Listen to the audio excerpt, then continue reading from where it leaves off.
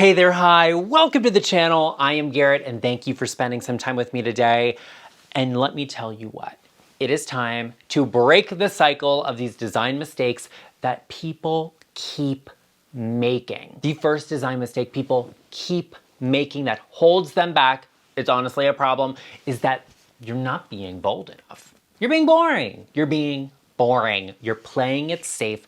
And what that means for you is that you just don't really have an attachment to anything, because when you go outside of the box and you try something different, something a little wild, something adventurous, it creates a connection, an emotional connection to the space.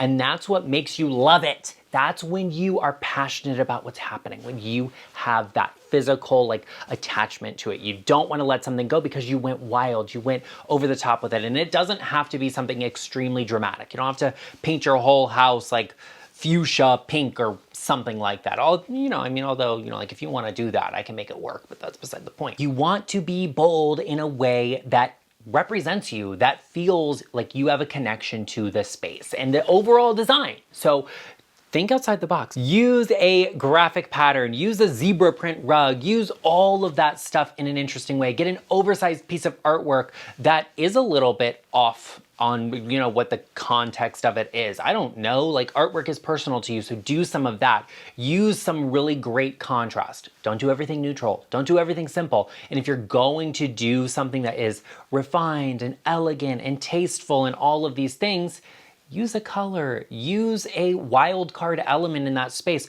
so not everything feels like it's bland, it's boring, so it feels like someone lives there, someone with some personality and someone that we find to be interesting. Shouldn't they, Arden? Yes.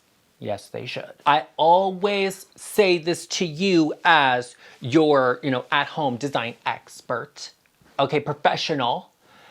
Great design reflects you, it is personal to you. It is not just what someone else's interpretation of what your home should look like is. It's not about what they pushed on you and what they want to see. It's about you, so make sure you're using personality and you're not holding yourself back. Go wild, have fun, do something big. Another design mistake that people make all of the time, it's holding your home back. It honestly is a mistake. It's a mess. It's a mess.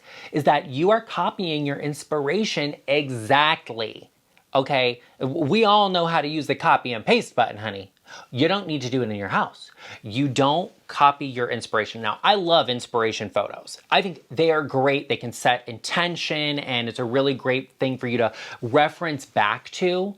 Right? If you struggle, if you're stuck on a piece of design, you don't know what to do, and sometimes you need a little help, also beside the point, having inspiration is great. But you don't say, this is my inspiration, let me get everything from here. Babes, that's called a catalog. You order the whole thing in it and you're good to go. You don't do that with inspiration photos, and I see far too many people who recreate the same thing over and over and over again in every room, and it'll be like, this person has recreated this designer's work in their space, and so then they share that with their audience, who then copy the same thing, and so it's like all just the same thing over and over again. It's a mess. It's a mess. It's a mistake. What you do instead is you take your inspiration photo, you break it down into pieces, and you reinterpret what you see. So if I find inspiration that I like, and I'm like, hey, this color scheme is so great. It's not my style, but the color scheme is incredible. How do I reinterpret that for me? If I see a photo that has a green couch with a white rug, I have dogs. I'm not living with a white rug, okay? I am not that level of insane, okay? Whatever. I'm not gonna do that. I'm gonna want a white slip-covered sofa. So maybe I'll get a green rug with a white slip-covered sofa that I can then wash and is actually livable, because when you have a cavalier who's doing somersaults on the sofa all day long, you need a little bit of that extra durability and cleanability. So there's that for you. That's what you do with inspiration photos. Or you say, I like the layout of this. The style of this is correct for my space. And then you layer multiple inspiration photos together. You don't recreate, you don't copy the same thing.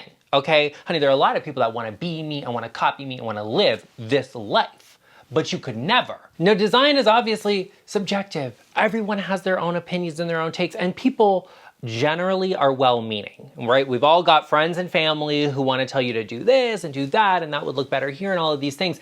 Design is not as simple as that. And you have to evaluate your personality and what that means and what your home looks like and what truly reflects how you live in that space. And that's not always something everyone is going to understand or, for that matter, care about, which is why sometimes you should consider working with a design professional, someone who is trained, someone who has studied, who has spent a day in their life in a design class. And I'm not saying that it has to be me, but I'm saying if you wanted it to be me, I am here for you. You could always book a one-on-one virtual consultation with me. You can show me around your house and I can answer some of the difficult design questions or some of the simple ones you have, and we can get your home looking stunning and gorgeous and beautiful and make it stand out and make it look like you. Be sure you head to the link in the description box down below or go to intro.co/GarrettLeChic to book that call with me, and I'll see you over there. Another design mistake people make, and this one is sort of up to you, but you have to be thinking about it, is that people spread their budget too thin. And the reason I say this is a design mistake is, like, you know, maybe it's not something that is immediately visible. It's not like you hung your artwork in the wrong place or your drapes aren't correct.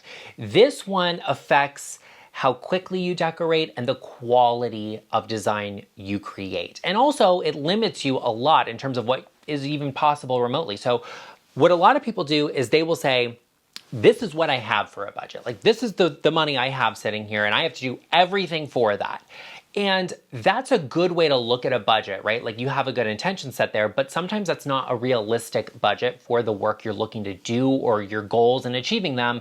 And when you say that and you're like, I only have this amount, sometimes it may not cover it initially, or you may not be able to cover it in the quality you want for that price point. And also, you know, you are like, hey, I have this, I have to do this, everything in it, and you're rushing yourself to get it done because this is everything that's going into it. I have it all. I want it done. I want it finished. I want it completed because that's what I have right now, rather than holding out a little while longer and waiting. And what happens when you wait is a couple of things. One, it gives you more time to build up more budget, right? Like, you could save additionally, but you may not want to do that. You may just be like, no, this is what it is. That's what I'm putting into it, and that's all. Or you take your time and you wait and you source better and you find things that are better quality, that fit the brief of what you need better, or you can even find them resale or pre-owned that maybe they are a little older and are better quality than what you could get brand new and immediately and overnight. These are all things you have to think about when it comes to your space. I don't usually dive too deep into the budget with my clients. Like I said, I do consultations. So people show me around, they ask me my questions, my thoughts, my opinions, what should I do in this space, or what is gonna be the best thing to work here, and I will give them my take, and what they do with it from there is up to them. Too many people think that what they see in a magazine happened overnight and they can do the same thing, and that's just not the truth. It takes time. It's all about the journey, so make sure you're appreciating where you start from and getting to the finish. Another design mistake I see all of the time that people make, and you have to be so careful, is that you're not accessorizing with intention. You know, too many people focus on the big details, right? Is the rug the right size? Did I get a linear sofa? Did I get a sectional? Do I have accent chairs? How high is the television hung? All of those things matter. They greatly matter. Those are the basics though. And so once we get into the deeper level of interior design, it's about accessorizing and how we make everything come together using those accessories. And that can mean the type of accessory it is, how many of them, and the placement of them, the color, the texture, the tone, all of these things. Also, just what is it? What is the accessory you're using? You have to be intentional about this. And a lot of times what I see that really holds back design is that people will, kind of a mix of things, right? Like we said, don't spread your budget too thin and be intentional about it, is that they'll look at something that's the right piece and it's a little more expensive, right? Because it's a big piece, it's a really good quality, maybe it's marble, it's stone, it's gorgeous, maybe that's $100 for that, and you're like, whoa, that's too much for that thing. Instead, I'm gonna get something cheaper. So I'm gonna buy this thing here that's 20 bucks. And then I'm gonna buy another one that's 20 bucks because that one didn't work, so maybe it just needs more. And more and more and more and more and more. And by the time you get to the point where the whole space is full of all of these little things, you spent more than you would have just getting the right thing the first time. You have to be intentional. Think about what you want. And a part of this also comes from inspiration. You can almost copy inspirational accessorizing from photos. Like if you see a photo that you really like and the accessorizing there, if they have a book with a bowl next to a floral arrangement with a candle next to it, for the most part, you can do the same thing, right? You just reimagine those colors, textures, and materials in something that works well in your space. You have to accessorize with intention. And a lot of times that means getting something bigger than you think it is, or a different type of floral arrangement than maybe is your favorite type of flower, because that just doesn't work in the space. Maybe it's a color that you wouldn't have initially chosen, but it ties back into everything else happening. Accessorizing with intention matters. You may see a celebrity home in a magazine and be like, oh, it's perfectly staged and the pillows and this and all of this stuff is correct. It's styled for the magazine, for the photo shoot. That's not how they realistically live. Most people like a comfortable space that they can genuinely use and enjoy, even if you hired a top-tier designer and your home is photographed for some, incredible interior design magazine. Doesn't mean that's actually how you live in that space, and it doesn't mean it works for everybody. So there's a fine line between what looks good in print and what actually lives well. Make sure you're choosing what lives well and you're being intentional about your accessorizing, not just choosing something that looks good or fits the bill or you think will be this magical one little thing that's going to change your life. It won't. Be intentional. Speaking of being intentional, you should intentionally make a great choice to change your life and your home and elevate it by joining us, by becoming a part of our GarrettLeChic family. Hit that subscribe button, honey. It costs you nothing but a little click of the mouse. Or you could pull out your smartphone and scan this QR code right here that will take you directly to my YouTube page. And you can hit subscribe there. Much easier than on your television. I know you're watching this in 4K, darling, and I know I look good too. Also take a moment and give this video a like. I'd really appreciate it. And if you could give this video some hype to get it shared across the platform, we could maybe spare ourselves from having to look at some of our friends and family's homes without having to send them a video telling them their house is ugly, but that's also beside the point. Give it some hype. Get it shared across the platform, and I love that for us. Be sure you join us. We would love to have you as a part of our GarrettLeChic family. Another design mistake that I see all of the time, and we regularly talk about, converse about, if you will, on the channel, is about trends. People worry too much about trends. People worry about what's on trend. People worry about not having what's on trend. When I am decorating, when I'm coming up with a vision board and a mood and a vibe and, like all of these things for my clients' homes or even for my own home, I don't care about what's trending. I'm not thinking about it. The only reason I literally talk about it is because I make videos about it. So I can tell you what's on trend. I don't really care, right? Designers set the trends. How a trend happens is that somebody does something great, that is inspirational, that everybody else wants. And so other people start taking that inspiration, they start doing it in their homes, they share it with their following and all of this stuff.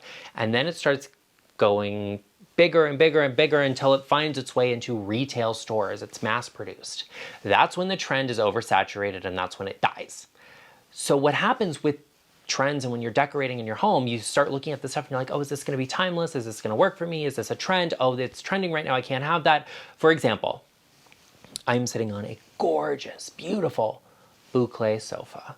Boom. You can shop it at the link in the description box down below, and I love that for you. But boucle was a trend. And it's a trend that has probably fallen off at this point. It's maybe not the number one biggest thing. But when I chose this sofa, I loved the size of it. I loved the scale of it, the shape of it, the arms, the curvature, the details on it. It's a gorgeous piece. The boucle being trending is what it is, okay? I got a great quality piece. So 5 years, 6 years after the trend, honey, it's still stunning and you're not gonna tell me otherwise. I don't care that it was a trend because it's irrelevant to me. All of the other things about it work, even the color of it. I'm okay with it being a white boucle sofa. It doesn't really affect me that much, other than the fact that Arden gets his dog hair all over it and little black dog on a white sofa isn't necessarily hand in hand, but I keep a lint roller on hand, so we're fine. That's what you do with a trend. If something is trending, great, wonderful, cool. I set the trends. So if I choose to put a trend in my house, I'm the one that's setting it, okay? I'm not looking out and trying to copy and replicate everything else. That's what you do with a trend. You embrace it if you like it, and if you don't, then it's not for you, so it doesn't matter if it's trending anyway. I think it's always important to know what's on trend so you can make thoughtful decisions, but don't decorate with trends, but don't not decorate with trends just because it's trending also. Embrace your personal style and do what is timeless for you. Something designers do, we secretly do, okay, is we love to match. Repetition is one of the most powerful tools you have in design. Repeating yourself, making a reference to what you previously did, whether it's in another space or in that space itself, is a great tool to use for design. And it simplifies design, it makes it easier, and also it creates a sense of familiarity between spaces, between the work you do, and even just in a space itself. So repeating yourself in design isn't inherently bad. You just have to be careful about it. And a lot of times what we do is we match, whether that's in colors or details. Look at this space, for example, this beautiful bedroom. Yes, it's in a model home, so it's a little generic. That's okay. But there is a detail here, this cone-like detail on the light fixtures, right? We're repeating this in the lamps on the bedside tables. We're repeating this in the overhead fixture. And you can also see there's a lamp on the dresser in front of the table where you can just see the shape of the lampshade has this cone-like detail.